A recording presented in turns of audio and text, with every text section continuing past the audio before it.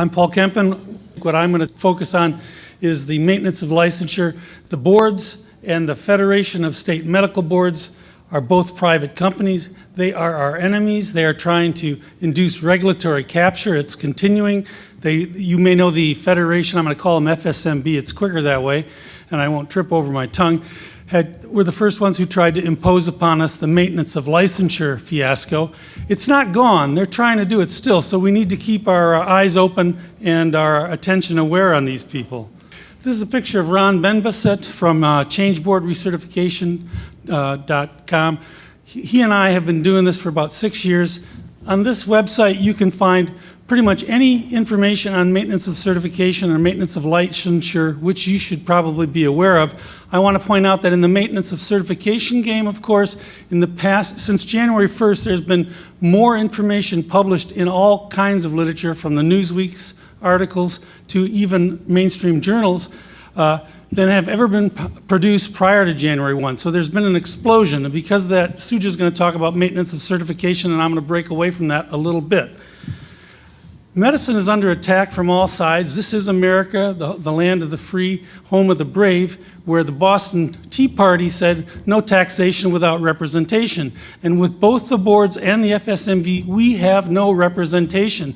They serve the public as our overlords and overseers, and they're private corporations. And if America was founded on the basis that we were not going to pay to the government without representation, I find it offensive that we should have to pay to corporate America for them to oversee us in the face of probably, in my personal life, there's probably 25 different organizations that oversee me already, most of which are either lawyer-based or government-based.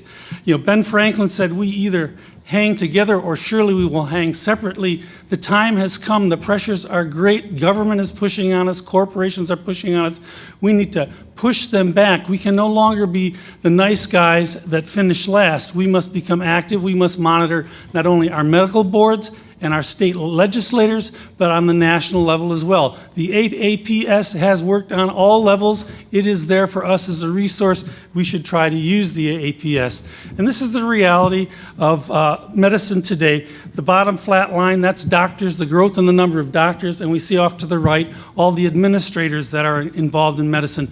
Why medicine costs so much more than only 30 years ago is not a mystery to me. There are too many people trying to take money out of that 18% of the gross national product and blame the doctors for causing 80% of the costs while we only get 8% of the income. Bullies, unless you stand up to the bullies, they will win. We must stand up to them, and to stand up to them, we have to monitor them and see what exactly it is they're trying to do to us. And the FSMB is a very slick group, mainly of lawyers out there trying to keep us in line. And the fear can be incapacitating. Ron Benbasset and I, when we first started campaigning against the MOC and the FSMB, we were fearful that that would have significant ramifications on us professionally. People did threaten Ron, particularly because he's an internist, as an anesthesiologist attacking the ABIM and the ABMS. I was free of that for a great deal of time, but even as it turned to the anesthesia board, I also became threatened by these overlords. What is regulatory capture? It occurs when special interests, co-op policymakers, or political bodies, regulatory agencies in particular, to further their own ends. And that is what these private corporations have been doing. They've induced legislation to enslave us to their goals and at their leisure. MOC, we will hear, has never been proven to be anything other than an exercise, and board certification itself is a concept which originated around the time of the Civil War, came into fruition about the turn of the last century, and it may be so antiquated as to be irrelevant at this time. The FSMB, I'm going to introduce you to them. They're a nonprofit corporation. They're based out of Texas. They were founded in 1912, worked closely with the AMA in providing for all of those wonderful tests that we're all familiar with, including the FSMB's ECFMG for the foreign medical graduates, Flex for those of us in the older generation, the FLEX, Federation's Licensing Exam. They have credentialing services. They are the authors of the USMLE. They founded the Educational Commission for Foreign Medical Graduates, etc. They are in the business of regulation. They are not our friends. They are not voted by us. They are not appointed by us. They work as an intern corporate structure and do what they do best, take money from medical professionals. Now, these next slides come from a presentation that was made at the West Virginia Board of Medicine on September 8, 2014. The Federation wanted to introduce the telemedicine and the Medical Licensure Compact as a finite program. And they went to our medical board and they had an invitation to present these slides as a lecture. Please note, these are all MBA, MPP, and an MD. They're slick people to come and present this data at your medical board. And at our medical board, these two individuals, neither of which are doctors, are on the FSMB board structure as pawns. The FSMB will pay members of your state medical board to go to their meetings, to go to Texas, to get their ideas, to bring them back, and to impose them on you so the FSMB can make money. In West Virginia, you cannot apply for a license to become a physician unless you go down way at the bottom, on the bottom corner, you'll see, you click on that on the web page and it will take you directly to the FSMB, and you will then be able to access the uniform application for physicians and give them all of your information, including your social security number, so that they can turn around and use that to sell on the open market for the benefit of their programs. Now, it seems ludicrous to me that this will also cost you only $50 to apply for a state license at a private corporation, which can then be referred back. I would think this should be illegal. I question if it's legal to even be linking corporate products to a state website, and I think I'm in the business of investigating that through the Freedom of Information Act at this time. And this is a product sales representation lecture. I've taken the select sides, and you see their products. USMLE, the Physician Data Center, they want to sell your data. Credential Verification Service, that is if you want to send them all your credentials, have them photocopy them, stamp them, then if you should lose them in a house fire or by some other means, they will be able to verify down the road for a substantial fee that you indeed have these documents. And it won't be all your documents, they only have select documents that they will verify. Legislative support, we call that lobbying. Yes, they lobby about $200,000 to $300,000 a year that they openly declare. God only knows what this lecture was called when they did it. I would call it lobbying at the state medical boards or a sales conference, perhaps.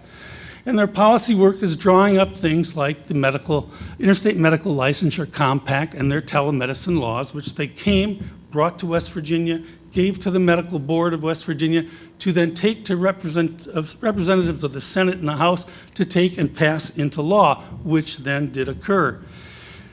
This is their portability initiatives, the Uniform Application, Interstate Medical Licensure Compact. It's all on this sales representation, and these are some select slides I've brought together. This shows the universal application, the green states, and I'm sorry about the reproduction here, but I have only been provided under the Freedom of Information Act very poor copies. But the green states are those who use the UA, and those with circles indicate states where they were actively funded by the FSMB in order to bring this thing to fruition in the states. So for a few $1,000s, you can go into a state, give them some money, talk to them real hard, and they will force every physician that comes along to buy that service. This is a representation of the Federation Credential Verification Service, and I became familiar with that in Ohio, where I used to work, because back in 1996, when it was first conceived, Ohio decided they would force every applicant who came to Ohio to buy this product for $250 back then. I think it's up to $350 now, so that you could apply for a license so that they could get independent verification of your license. It really didn't matter if you came up from Columbus and were at the University of Ohio, you still needed to send it to Texas to get that stamp of approval and the $350 payment to the Federation to help them with their cause.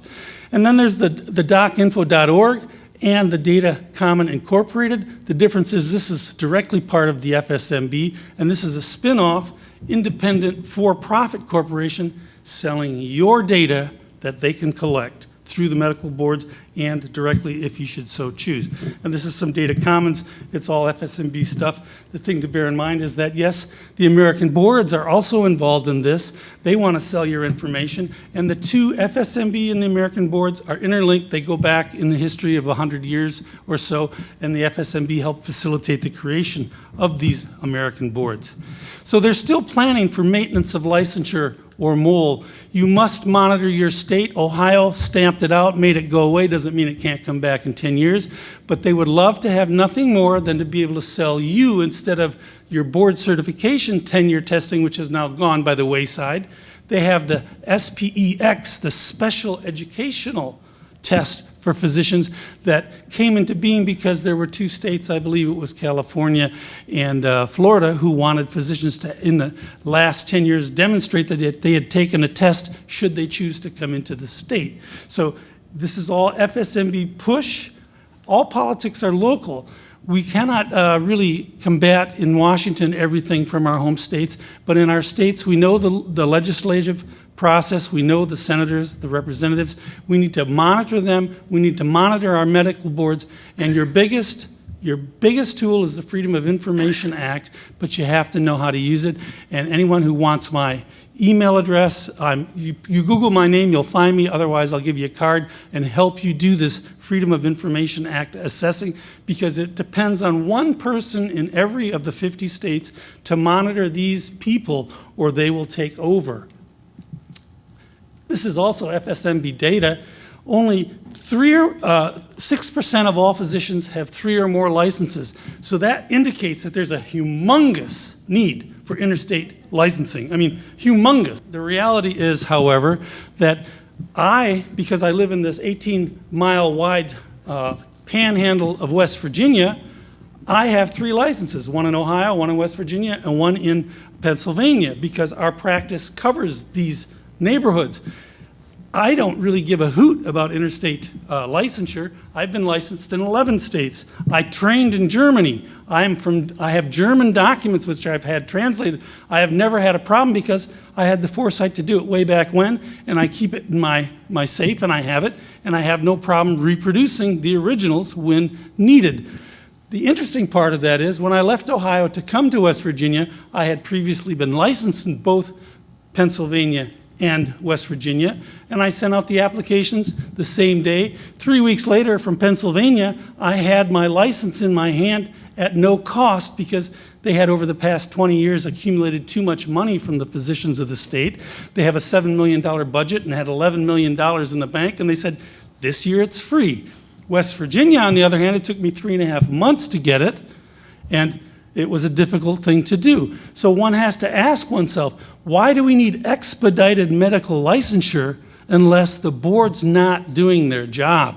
That may be the modus operandi to increase fees from physicians to get licensed by simply not doing their jobs. The problem with the Interstate Compact is they define the physician as board certified, and yet no state requires board certification for a license. They impugned our perceptions of reality by stating there's a couple states that require board certification if you want an expedited license. But again, I say maybe expedited is what it should be and not 3.5 months.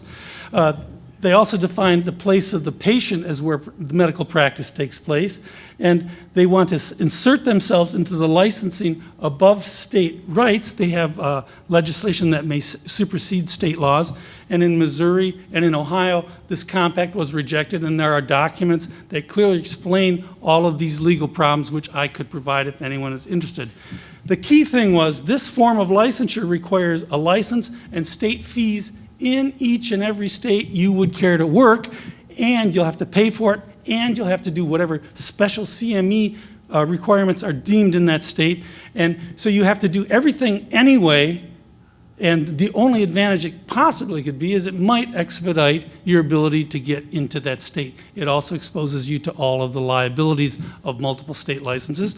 And if you had all 50 states, it would probably cost you about $5,000 a year to maintain them just on basic licensure fees alone.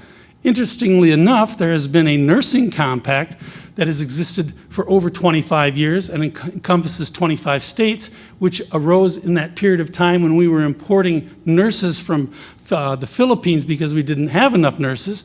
And the interesting thing about that is if you get one license in one state, you can go to any one of the 25 states as a nurse and work without any problems whatsoever. So this is a scam designed to fill the coffers of our enemies, the state medical boards who are overloading us, and the FSMB. And we need to monitor this sort of legislation and prohibit it from taking place. Currently, there are 11 states that have signed on in this.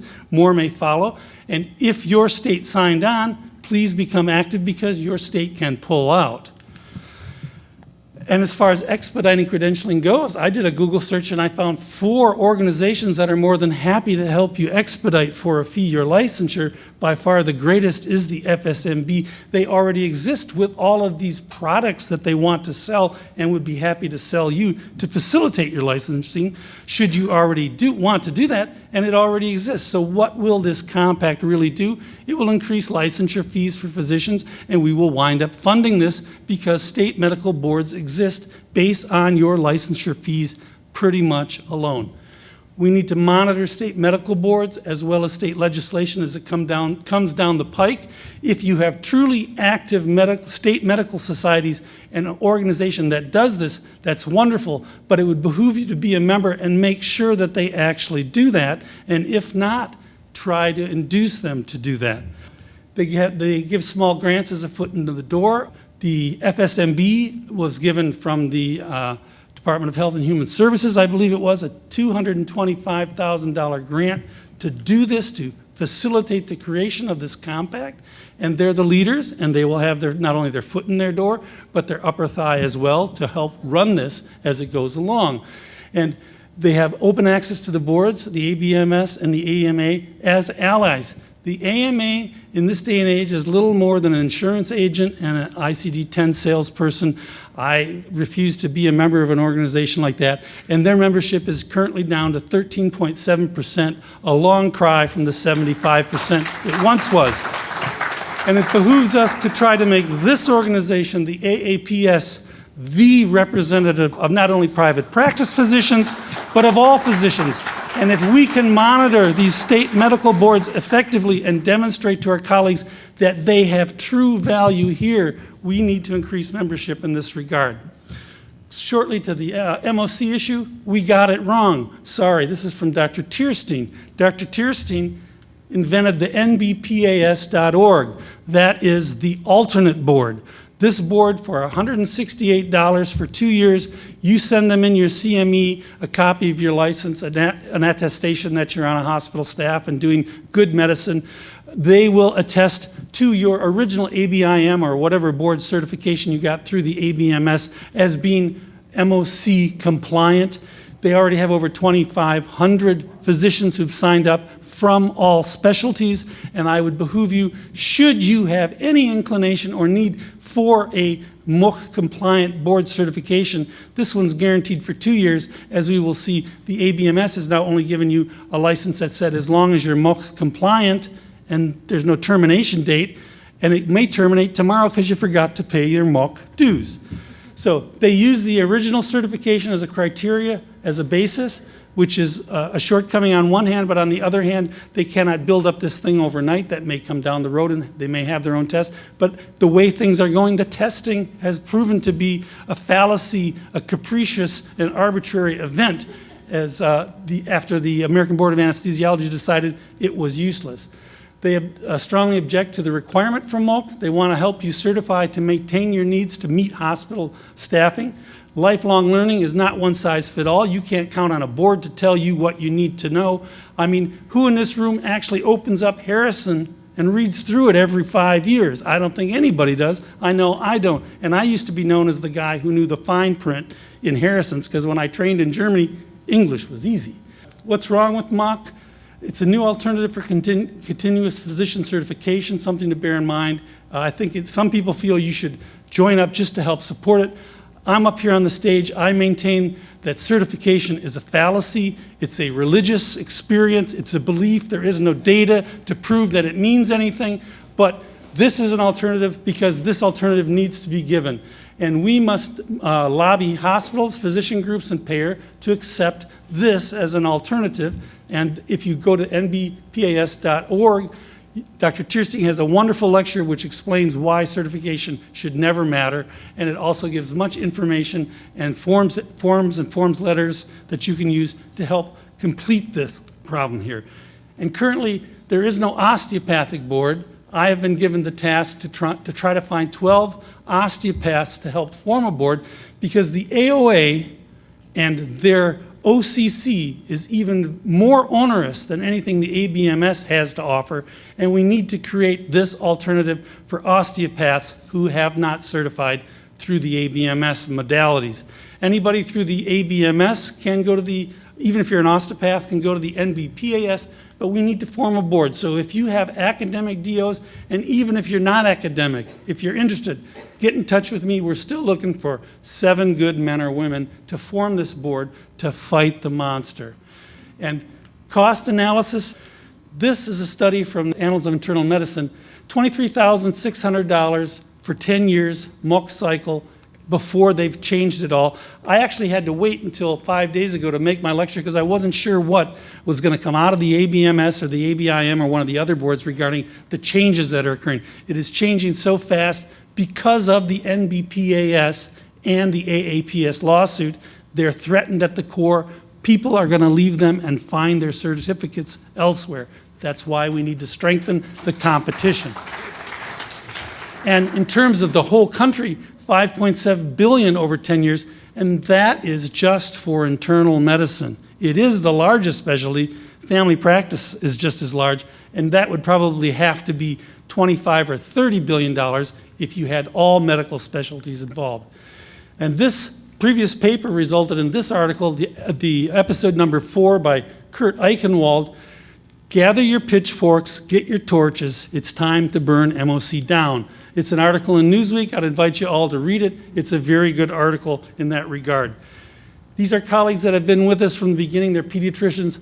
It's time to ask, what should MOC be, if anything at all, and what should board certification be? And these authors says their ideal system of MOC would be a panel of experts who get together on December 31st every year, accumulate all of the really important information pertaining to my specialty, put it in a little pamphlet, maybe this big, mail it out, allow you to read it, maybe have 10, 20, or 50 test questions to demonstrate that you actually know the newest information. And I'm not talking about reviewing pediatrics where it just changes 20 words in the book every year, but really the stuff that is new and important so that you can be up to date.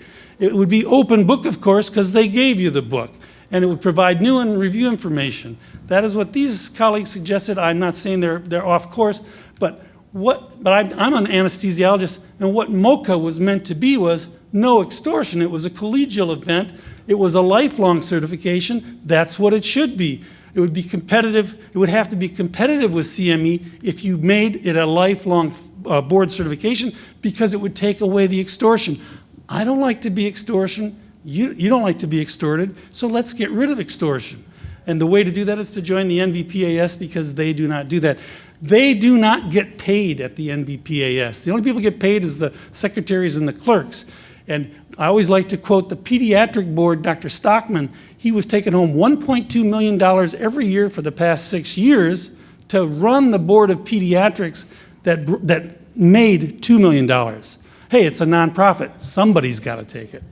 So my suggestions are, MOC compliance should meet all standards of any state medical board so that you don't have to be overseen twice. And because many medical boards are now in West Virginia, for instance, every time we relicense because there's a narcotic crisis in America, we have to take a 3-hour CME course, which is, drinking poison's a lot more fun, let me put it that way, and pay for it. And otherwise, you can't relicense. No matter how many times you've done it, you get to do it the next time again. So it should meet those standards. It should be free to retired or anyone over 65. It should meet all the OSHA and all that race pass, hospital state crap that you need to do, and JCOH, or the Joint Commission as it's now called, too.